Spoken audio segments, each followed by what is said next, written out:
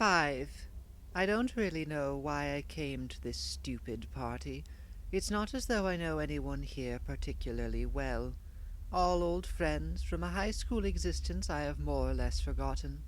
An evening of misremembering people's names, awkward small talk, and cheap wine. 4. But it isn't as though I had anything else to do on New Year's Eve, beyond laying in bed and plugging up my ears against the sound of fireworks and drunken revelry. And it would have been rude not to accept the invitation, wouldn't it? Though in all honesty I am unsure whether or not my absence would even have been noticed. 3.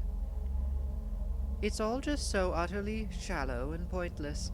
A gathering of puppets jerking along on their strings and making meaningless noises to one another.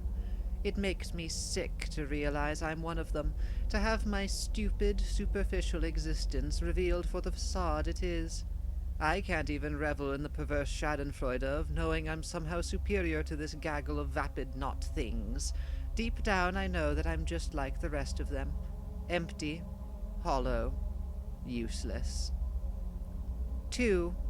After the party I'll have to go stumble home, drunk and feeling worse than if I had simply slept through the whole thing, reminded of the pitiful life I lead and how wholly and completely unremarkable I am, how totally indistinguishable I am from the other idiotic inhabitants of this rotten, befouled planet. I'll sleep through most of tomorrow, the poison of the previous night's alcoholism painfully draining away as I steel myself for the rest of the week's torturous return to the office and the monotonous clockwork repetition it represents. 1. I close my eyes and brace myself for the cheers, the fireworks, the noisemakers, and all the other obnoxious irritations typical of the holiday. And what an especially stupid and nonsensical holiday it is, an arbitrarily decided date by which the Earth's rotation around dear old Sol is measured. The fundamentally meaningless passage of time being celebrated as some sort of achievement. It's pathetic. Insects cheering into the void out of a sense of pride over their continued existence. But there is no cheering, no fireworks, no noisemakers. All is quiet.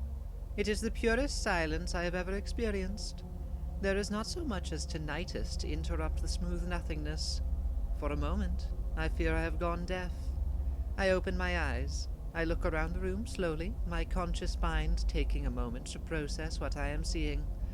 Everyone and everything is still, perfectly still.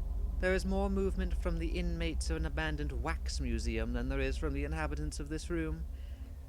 I observe one party-goer, a young woman by the name of Dong Mei, seeming to float a foot above the ground, eyes closed and mouth open in noiseless cheer, her legs tucked up slightly as though she were jumping.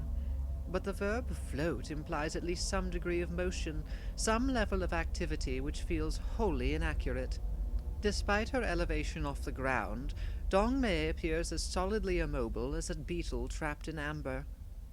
All of the other attendees seem similarly frozen, wholly and completely still to such an extent that it feels impossible that they ever could have moved in the first place.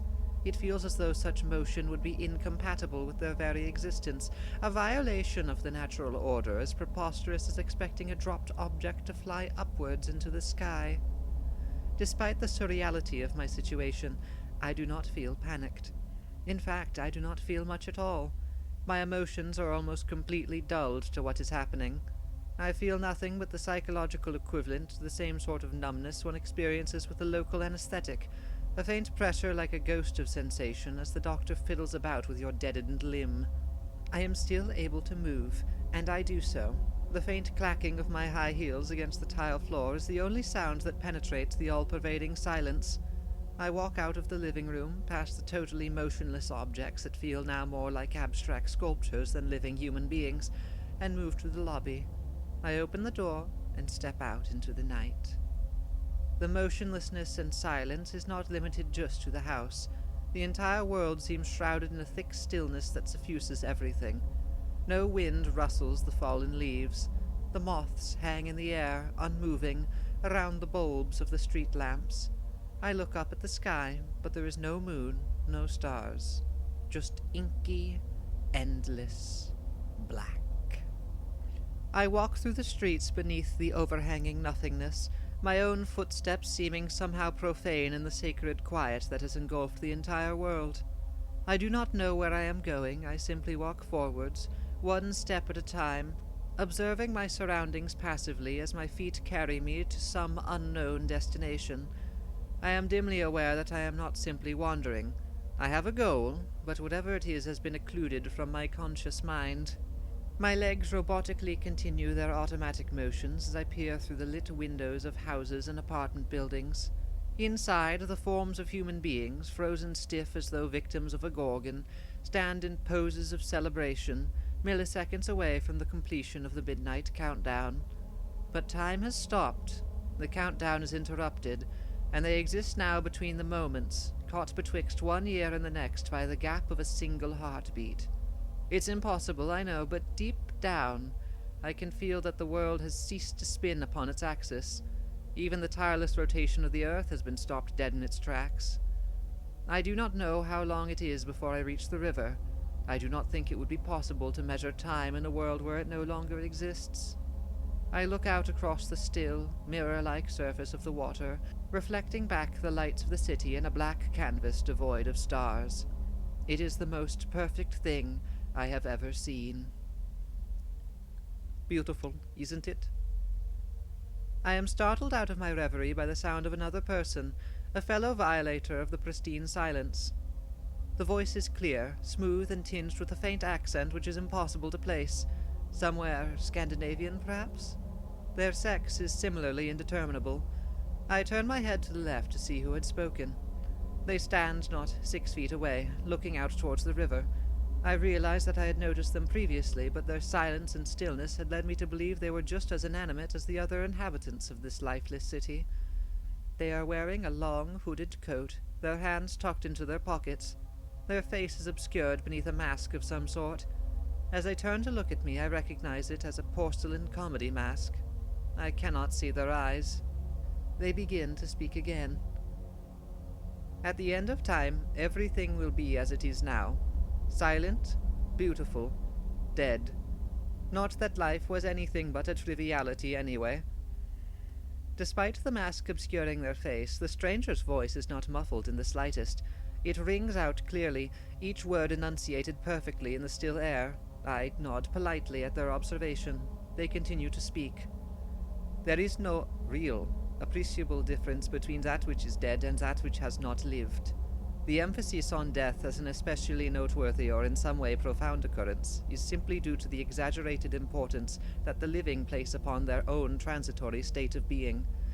Life is a mere abnormality, the briefest of blips, disrupting an otherwise uninterrupted eternity of everlasting silence. For every single meaningless speck of vitality cavorting about, proclaiming its own greatness, it is surrounded by 1 trillion uncaring corpses.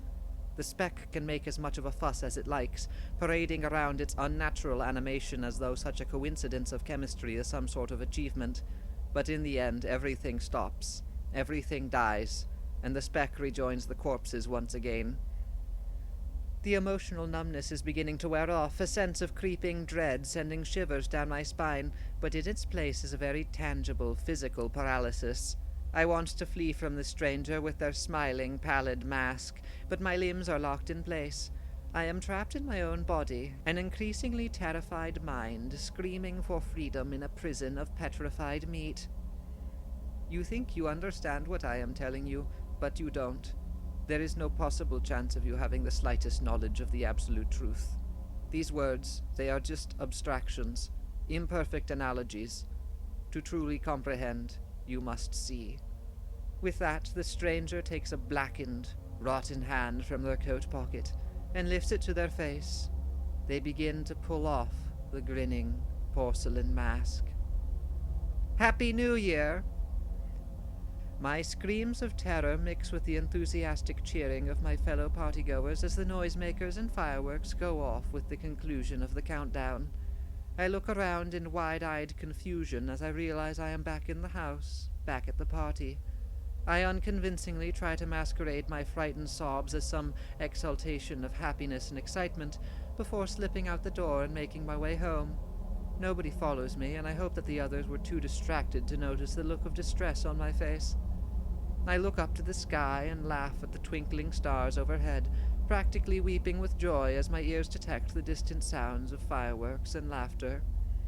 My route home takes me past the river, and I shudder involuntarily at the sight of a dark-clad figure, but breathe a sigh of relief as I realize it is only a drunken reveler, slurring the words to Auld Lang Syne as he staggers his own way home. I wish the man a happy new year, and he flashes me a comical salute as he stumbles past.